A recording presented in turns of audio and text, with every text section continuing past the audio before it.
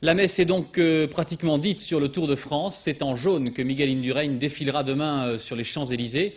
C'est en grand champion cet après-midi qu'il a remporté le contre-la-montre autour du lac de Vassivière. Sur place, Thierry Clopeau et Alain Poirier.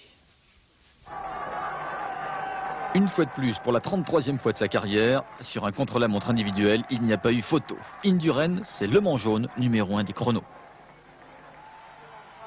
Aujourd'hui, autour du lac de Vassivière, sur 46 km 500 d'un parcours vallonné, Indurain a pris plus d'une seconde au kilomètre sur son dauphin de l'étape, le Danois Risch. Sur ce Tour de France, Indurain n'aura pas gagné d'étape en ligne. En revanche, il aura signé 2 contre-la-montre exceptionnels. Une fois de plus, en 57 minutes et 34 secondes, Sa Majesté Miguel était à l'heure.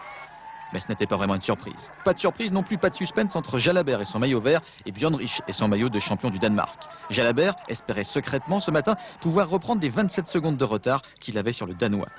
Mais malgré un bon chrono, Laurent a terminé à une 10 de Risch. Adieu la 3e place sur les Champs-Élysées. De toute façon, j'avais qu'une chose à faire, c'était partir à fond et essayer de tenir le rythme. Je crois que j'ai tenu tout le temps au même régime. Maintenant, s'il y en a qui ont été plus vite à la fin, c'est des coureurs plus forts, c'est tout. Risch, justement, après le premier contre-la-montre de Sera en Belgique, a donc une nouvelle fois décroché une 2e place derrière Indurain.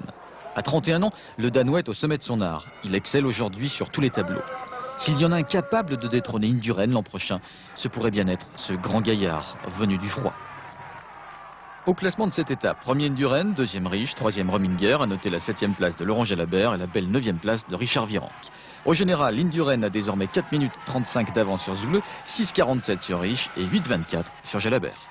Cette journée qui consacre Miguel Indurain ouvre également des perspectives intéressantes au cyclisme français. Au classement général, Laurent Jalabert est 4e, Richard Virenque 9e et ils peuvent dès ce soir se poser en possible vainqueur du Tour dans les 3 ou 4 années qui viennent. Jalabert a 26 ans, il était un sprinter qui est devenu un bon grimpeur.